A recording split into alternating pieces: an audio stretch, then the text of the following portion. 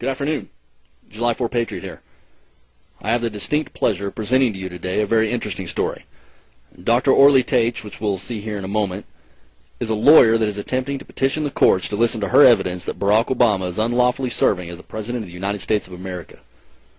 Her evidence not only raises the question of the validity of the President to hold his office, but also shows that Barack Obama has spent over $1 million attempting to hide his birth certificate, has used Social Security numbers that aren't his own, has tampered with passport records, and that an officer that was a suspect in those tamperings attempted to collaborate with the FBI and was murdered. The following video clip that you're about to see was filmed by an American Resistance Movement member, Jim Stacoviak, of freedomfighterradio.net, shown here in the center. It was taken after the court hearing of a case filed by a Major Cook of the United States Army, shown here on the right, refusing to follow orders from an unlawful president and refusing to deploy to Afghanistan. Major is, he's not under oath to follow the orders of the president. We're not a banana republic where El Presidente decides. We are a nation of law and order. We're a nation of Constitution of the United States of America. And the orders have to be lawful. Based on the Constitution, Article 2, Section 1, the president and commander-in-chief has to be a natural-born citizen. Barack Hussein Obama Sr. was never a citizen of the United States. He was here on a student visa. At that time, Kenya was a British colony, and he was a British citizen. At birth, according to a British Nationality Act, Obama was a British citizen. At best, he had dual allegiance, dual citizenship, which is not allowed for the president and commander-in-chief. As a matter of fact, there is a famous letter from John Jay, the first Chief Justice of the Supreme Court, to George Washington, explaining that it's extremely important for the commander-in-chief to be a natural-born citizen so that he would not owe allegiance to any other nations. And that's exactly what we have with Obama. Well, a lot of people talk about him being born in Hawaii 2 years after Hawaii been a state. Why? That is on natural. He was born on U.S. soil. That would... Ma'am, did you hear a word that I was saying? I mean, you didn't hear a word. I told you that in order to be a natural-born citizen, you have to satisfy a two-pronged test. First of all, isn't his mother a U.S. citizen? Ma'am, can you listen for a second? You have 20 people that are listening, and clearly you are not. I have told you that in order to be a natural-born citizen, you have to satisfy two-pronged test. Both of your parents have to be U.S. citizens. His father was never a U.S. citizen. He was a British citizen, and Obama had British citizenship at birth. When he was 2 years old, Kenya became independent country, and he became a Kenyan citizen. And later on, when his mother immigrated to Indonesia, he became Indonesian citizen.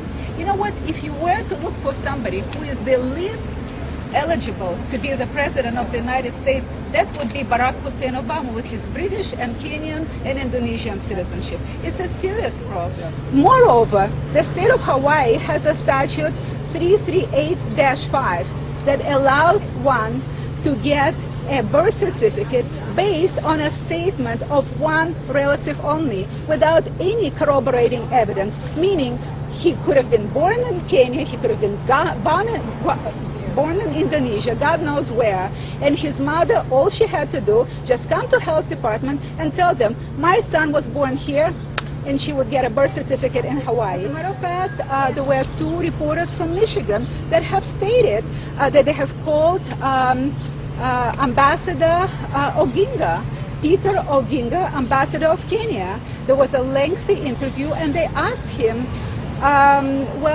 Ambassador, will there be a monument in the place where President Obama was born? And what was his answer? Did he say, oh no, he was born in Hawaii? No, he did not say that. He said, of course, it's already being planned, it's already in the works. Which means, I mean, the whole world knows he wasn't born here, and we became a laughingstock of the whole world only because of Obama's arrogance and because media did not confront him. The media wanted somebody liberal, somebody that they liked, young, liberal. They wanted to see something new, and didn't go and didn't investigate such important issues. And that's why we're stuck with this problem. And that's why career officers have to stand up again for all of you and show courage under fire. Condoleezza Rice last year has reported that there was tampering with the passport records of the leading candidates for president. And it was widely believed that Obama was the reason for this tampering. In Washington Post has stated that one of the suspects, Lieutenant Colonel Harris, has cooperated with FBI, and shortly after he was found shot in the head. Why aren't you reporting about it? Why aren't you following up to find out what happened to this gentleman? So a lot of people have accused you of being some sort of, a modern-day draft dodger trying to get out of deployment. You don't think that's the case? If you look at my right shoulder here, that means I have a combat patch. I've been under fire before. I was in Camp Doha, Kuwait in 2002, 2003 when the war kicked off. Sitting in command. January and February of 2009, I deployed to Iraq and Afghanistan on a fact-finding mission. I was armed, and I was happy to do that as well. In whatever capacity, I am happy to serve and do my job as either an officer in the Army of the United States or as a defense contractor working for the Department of Defense. Because of Obama's total arrogance and Obama's total disrespect for this whole nation and unwillingness to take 1 minute and sign a consent. All this man has to do is sign a consent. I, Barack Obama, consent to release of my vital records showing today not one single member of U.S. military would believe that those are lawful orders. If the military caved in so quickly that the moment I have filed a temporary restraining order, within 2 days, they said, okay, we revoke the order. No more order, you don't have to go. What kind of military is that? They made a total and complete joke out of U.S. military. And for what? To please Obama so that he can continue arrogantly disrespect this whole nation. There is another issue, and we have submitted this to Department of Justice. The fact that we found in databases 140 addresses for Barack Hussein Obama that are connected to 39 different social security numbers.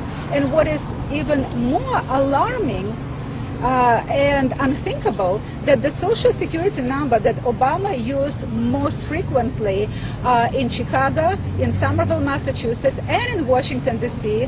was a social security number issued in the state of Connecticut. Obama never lived in the state of Connecticut, and it shows that the owner of this social security number is one. I was born in a communist country, and I have to tell you what I've seen with media and what I've seen in court in this country during the last year reminds me, it's an eerie resemblance of what I've seen in a communist Soviet Union, where people could not get redress of grievances in any court. And by the way, there were very few attorneys because it was pointless to be an attorney in a communist country. And if we don't want this country to turn into a communist totalitarian regime, you people better do your job and knock on the door of the White House and demand answers from Obama.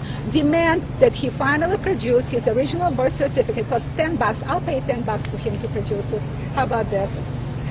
Would it be okay with you? All set. Thank you very much. Thank you. Thank you. If the information that Dr. Taitz presented in this interview is indeed true, we have a situation that is detrimental to this country. I leave the ultimate decision to believing this up to you. But we must, as American citizens, demand that these allegations at least be investigated. For further information on this story and others, please visit freedomfighterradio.net. Good day, and Semper Fi.